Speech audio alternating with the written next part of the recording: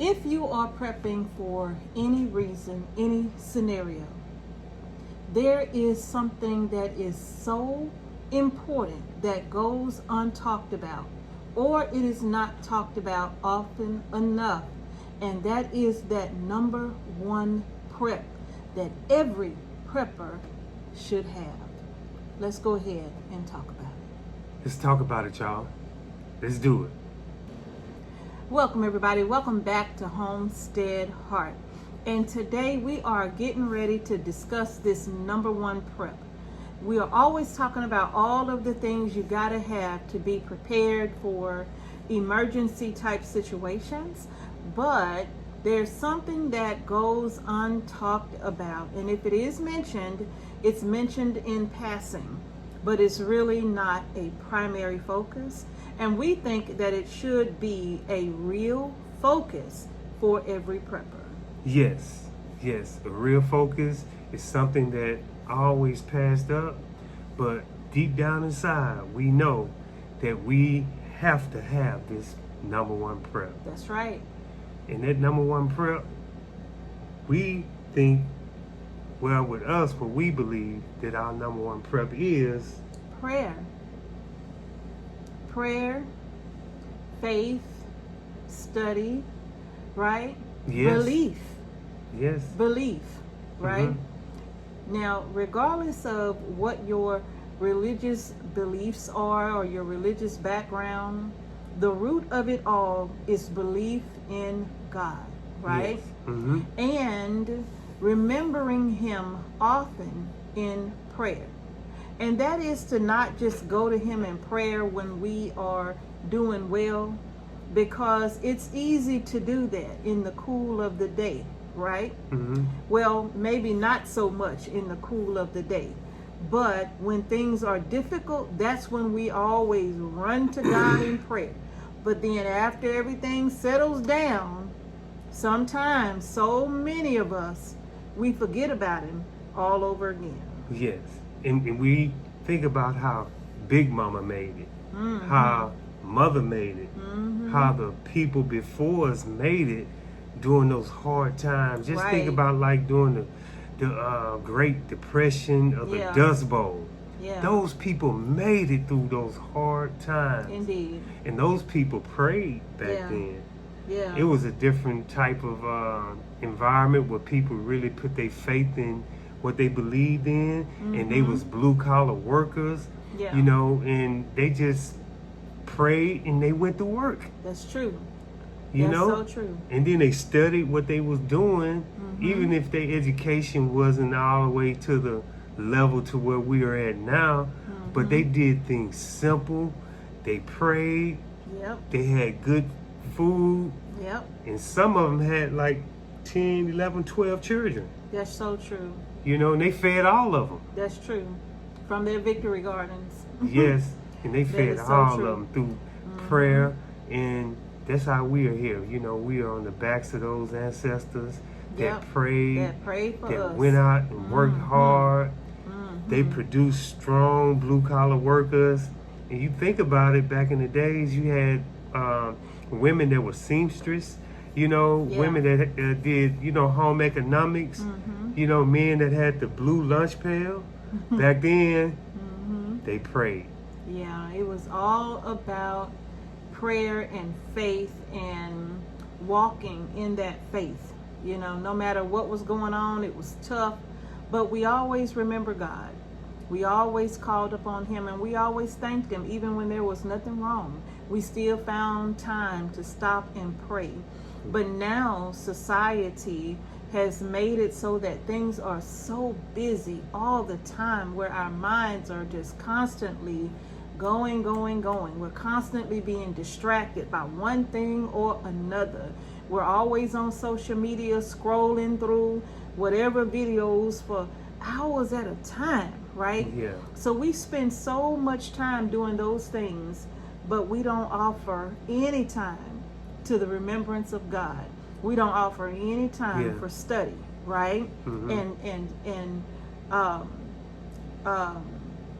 pondering over His Word and making that a part of our practical daily lives, Yes. right? So that, we're not looking and studying his word as though that was just for all the way back then. Yeah. No. what we are studying is relevant to our lives Yes. right now, today, for those of us who understand, right? So we have to pray. But now that don't mean be lazy. And you know what? Now that I think about it, this fast food chain, Chick-fil-A is the fast food chain. They're not even open on Sundays. And it made me think about when I was growing up, nothing was open on Sunday. Whatever you had to do, your grocery shopping, or you had to go to laundry, or even for people who drink alcohol. Yeah.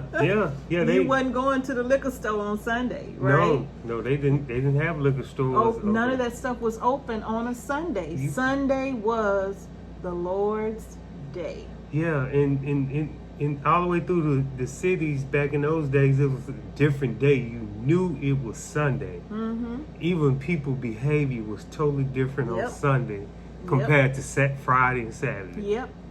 Even Thursday, Friday, and Saturday, people start, getting ready for Saturday. Yeah, start getting ready for Saturday. Yep.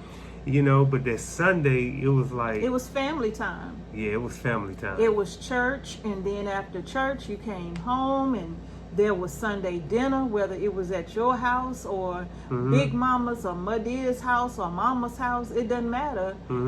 Sunday was family day after church. Yeah. And, I don't even think our elders went fishing on Sunday. No, they didn't. Yeah. Everybody was just relaxed. Sunday was the Lord's day. Yeah. And then everybody back then was very hard, simple, blue-collar workers. Yeah. Even the secretaries, you go to different jobs, they had typewriters. They didn't have computers, so they didn't spend a lot of time online. And I know that's shocking to a lot of people. And everybody went to church and they prayed and worked hard, and it was a different society. And we can still do the same thing today, And we would have to do that on our own, because the way that the world is set up, it's all about making money. It's all about how many people they can get into their establishments on a Sunday, 365 days really. Get them into these establishments so that they could just spend, right? And no one remembers God in this world that we are living in today when it comes to business, because most businesses are open 7 days a week, all. Yeah. And there's, it's kind of no wonder why the world is really in the condition that it is in, because we have not made any time for God. No, we have haven't. not sat down with our families, our children, and whatnot, and we have not taken time to teach them about God, right? Because we're just so busy going all the time. Yeah. Now, granted, if you are someone who homeschools your children, then you make time for that in your lessons, probably with the children. I know we did. You make time for that in the lessons, because God is a part of everything. He's in everything that we do. So why wouldn't we remember him on a daily basis, not just on Sunday, but on a daily basis, but especially even in our preps with all of the things that we're doing to prepare. You're getting water, you're getting food, right? You're getting livestock. You're doing all of these things to be prepared for any emergency situation. But what about God? What about the study of the word? What about taking that word and internalizing it so that it's a part of your heart and it's a part of your mind, that you don't just become a person who read the word, you become a person who lives the word. You walk the word. You talk the word. Everything about you says it, right? Yes. There's nothing, when it's something about looking at a believer, one believer to another. It's something because we recognize one another. Not because what we say, not because of what we wearing, right? But you can recognize a believer by their entire demeanor. Their spirit just says it all. In fact, the Bible says so.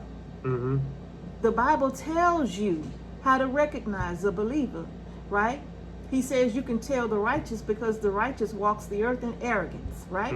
Is that how it goes? Yes, yes. No, And- it don't. Oh, hold on. You said the righteous walk the You earth. can tell the righteous because the righteous walks the earth in arrogance. Well, the righteous No, isn't. I don't think that's right. No, Oh, wait. no, the righteous. No, wait, no. The righteous walks the earth with an ego.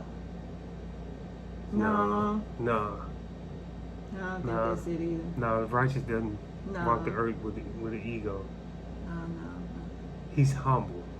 That's it. He's That's humble. what I was looking for. Yes, the righteous is humble. The righteous walks the earth in humility. Yes.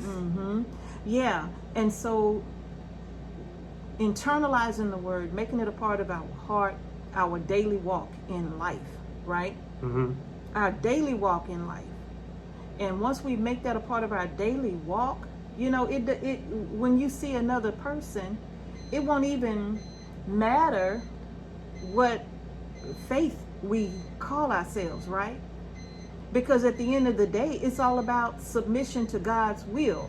Mm-hmm. So if you're Christian, it's all about submission to Yeah. God's will, Mhm. right? If you're Muslim, it's all about submission to God's will. If you are Jewish, it's all about submission to God's will. Whatever faith you walk, will walk by that faith and live by that faith, right? And in that faith, we are not treating one another with disrespect, right? Not at all. We still treat one another with respect, even though we have differences in belief. We're not each other's judge, jury, or executioner. Let God be the judge, right? Because he's the only just judge in the first place, Yes. right? So we all have to make that a part of our preps. Yeah, and also like during disaster times, when you're in tune with God, once you pray, you know, like on a regular basis, you get in tune with Him. Once disaster comes, once you say that prayer, He will answer you He will. with anything basically to help save your life or put you in a better position. Things will begin to happen to you on a positive note. His peace will literally Yes. overtake you. Yes. So whatever situation you're going through, you know, it may be troublesome, but just God's presence alone within you, around you, that will give you more strength to walk through what you're walking through, because you know that He's present. You know that He's with you. You know that He hasn't left you alone, right? But that doesn't mean you don't have to do something. It doesn't mean that you don't have to work, right? Yeah. Just because you believe and you have faith and you pray, that doesn't mean that you don't have work to do. So you still gotta work. You're right. You got to get out there and work. You still gotta work. And you can pray over your garden as you work or before you work, Yeah. you know, and Yeah. ask God in your prayer to make sure that this garden season be a success. That's true. Bring me some answers that I need to learn how to be more successful in this area or that area. But pray, hard work Yeah. equals success. He'll make you. He'll permit you to be so in tune with nature, right, that you will literally just feel what you need to do Yes. It'll to come achieve to you. your goals, even in your garden, right? Like, we're not gardenologists, No, we not. but when we go out there and we just humble ourselves to what God has already laid out for us in nature, and we listen to that and we pay attention to that, and we have questions, He gives us answers right in what we are doing, right? Yes. And sometimes, you know, it's almost like, I don't know, it's almost like an overwhelming kind of feeling, because you're like, wow, it was right in front of me the whole time, And you know? ideas just God And they will just bring. start coming. Yeah. And you're like, okay, I'm gonna do that. I'm gonna see what it do, you know? Yes, And when yes. you start doing it and it works, you didn't get that from some classroom, or, well, you did. You got it from the classroom of God. But you didn't get that from just, you know, sitting under another person all day. You literally just took time to pray and ask God to guide you and make you to be in tune with he in with nature. I mean, he's in everything that we see. Mm-hmm. Right? If you pay attention, he's in the ants. When you watch the ants and how they work, he has a message for us in the ants. There's a message for us in the ducks, in the geese. There's a message for us in the bees, in the cows. He's given us messages in everything in nature if we would humble ourselves, clear our hearts and minds so that we can hear him. But we still gotta go to work. Yes, right? we do. We have a brother in Indiana who always says, pray like everything depends on God. The work like everything depends on you. Yes. Right? Yes. And I'm telling you, you know, that number one prayer, it can keep your health going. You know, it can keep your spirit up. You know, it can keep your humility, you know. It can keep you humble. Keep you humble.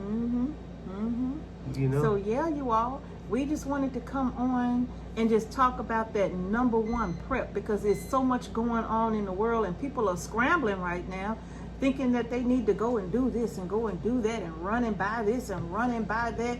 But you better remember God in all of this. Okay? Yes, we got remember God in all of this, because he is in control and nothing happens except but by his permission. That's right. Okay? So keep that in mind. If it's happening, he's permitting it to happen, right? And we cannot stop God's will. I don't care who we think we are. We cannot stop God's will, because once he has declared a thing, he simply says, be, and it is. And it is. And that number one prep is prayer. Prayer. So make sure that you are staying prayed up, all right? Pray for yourself, pray for your family members, pray for your fellow man, woman, and child. And then go to work. And go to work. All right? Well, y'all, I think that's going to do it for tonight's video. We had this on our hearts and we decided, hey, let's go ahead and share it, right? Yes. Let's share it. This is the time that we really have to try to, you know, we're trying to pick up the pace and share more things with each and every one of you as they come on our hearts to do so. So we hope you found the video helpful. If you like the video, give it a thumbs up. And don't forget to subscribe to our channel and hit the notification bell so you don't miss any videos we upload to our channel. Thank y'all again for watching Homestead Heart. Peace and blessings and prayer. And hard because work. it changes things, right? All right, y'all. We'll see y'all in the next video. Let's pray and go to work.